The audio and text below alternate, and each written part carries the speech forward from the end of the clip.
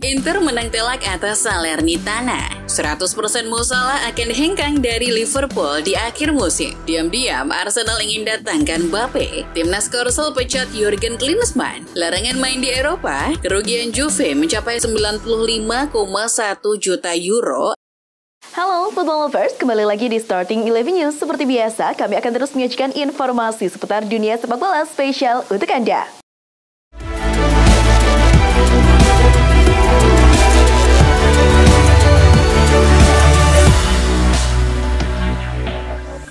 Pada gelaran Liga Italia, Inter Milan meraih kemenangan meyakinkan atas Salernitana dengan skor 4 gol tanpa balas Sabtu 17 Februari dini hari waktu Indonesia Barat. Marcus Thuram membuat seisi San Siro bergejolak ketika golnya di menit ke-17 membuka keunggulan. Hanya berselang 2 menit, Lautaro Martinez menggandakan kedudukan. 5 menit sebelum turun rehat, wingback Denzel Dumfries tak ketinggalan mencatatkan namanya di papan skor. Di paruh kedua, Marco Arnautovic melengkapi pesta gol ini Razuri. Kemenangan ini membuat mereka semakin kokoh di puncak klasemen.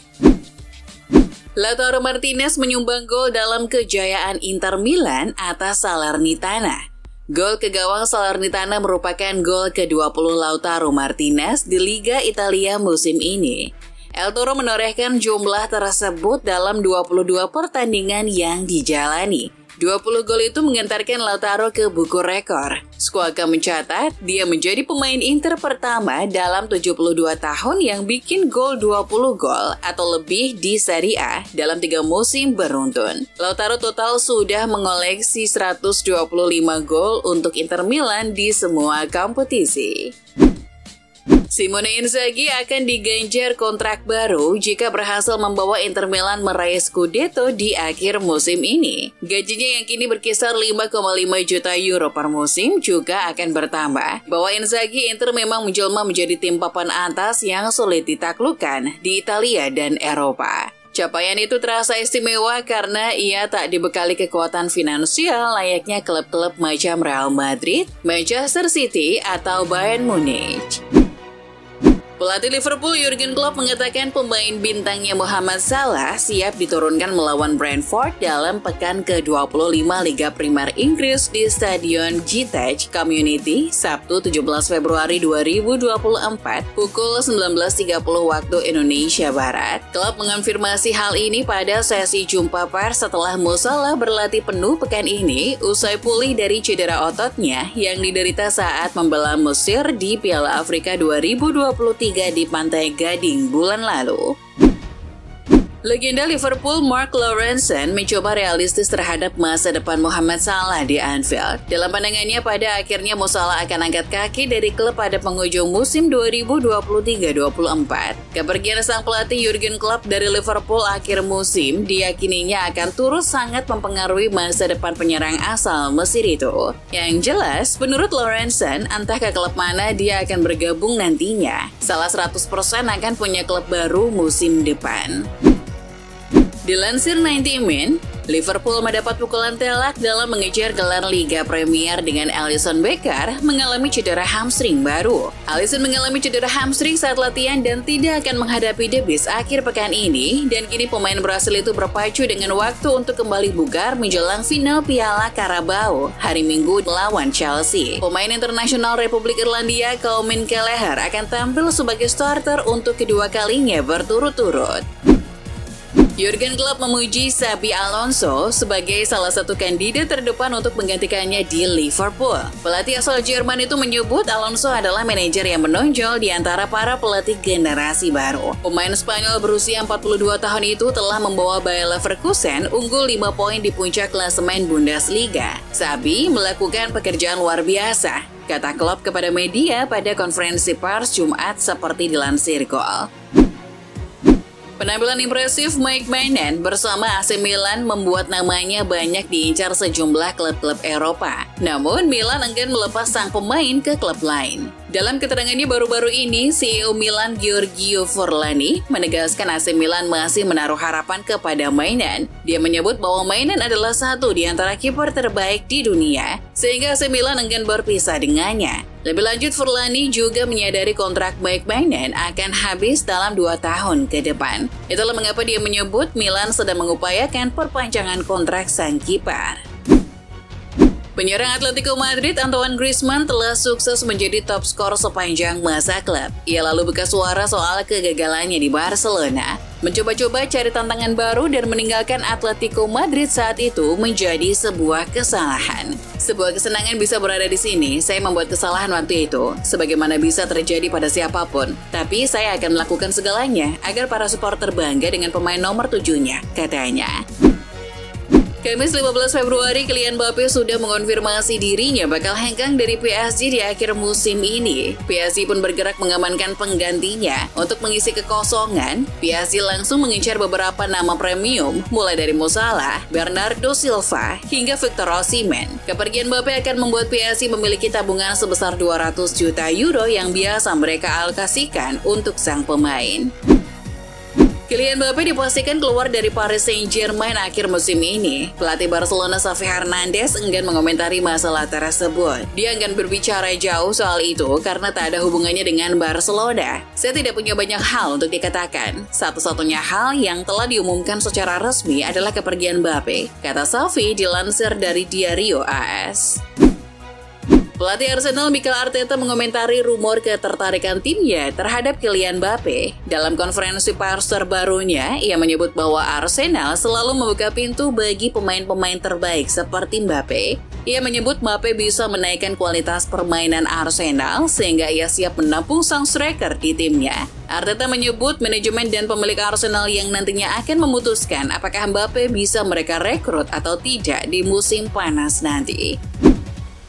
Klub Juventus umumkan kerugian mereka membesar menjadi 95,1 juta euro pada paruh pertama tahun fiskal 2023-24. Juventus kena larangan mengikuti kompetisi Eropa yang harusnya menguntungkan musim ini. Larangan tersebut adalah karena Juventus melakukan penyimpangan keuangan membebani pendapatan klub Italia. Pendapatan Juventus turun hampir 26% menjadi 173,3 juta euro antara Juli dan Desember tahun lalu, begitu rilis tim seperti yang dilansir dari ESPN.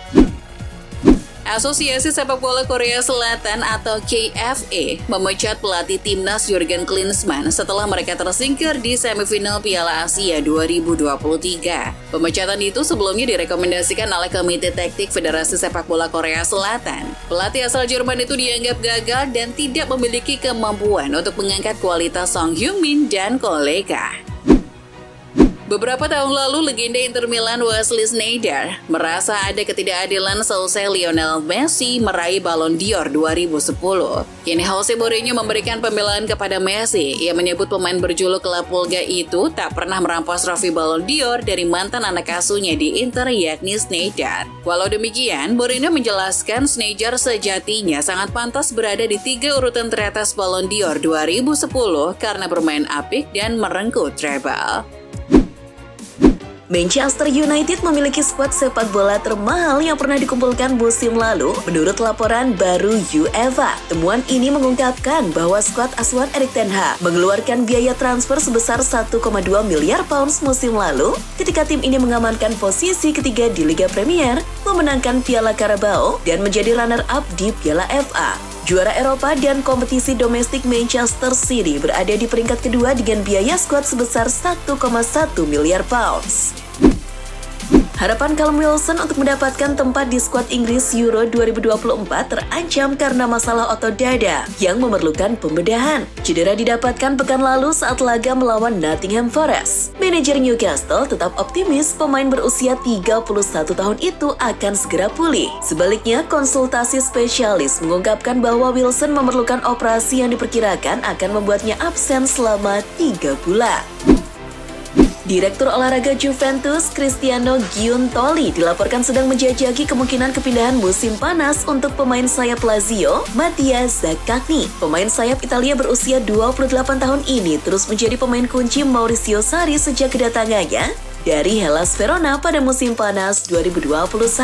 Zaccagni hanya memiliki sisa kontrak 18 bulan dengan Lazio dan telah menunggu kesepakatan baru selama beberapa waktu sekarang. Rafael Leao berterima kasih kepada rekan satu timnya di AC Milan dan para fans karena telah membantunya melewati masa paceklik setelah mencetak gol melawan Rennes. Theo Hernandez adalah kembaran Leo di sayap kiri dan sudah sepatutnya kekeringan gol diakhiri dengan kombinasi dengan pemain Prancis itu. Saya pikir kami bisa bermain dengan mata tertutup, mudah bermain dengan rekan setim seperti dia, dan saya sangat beruntung memiliki rekan satu tim dengan kualitas seperti ini.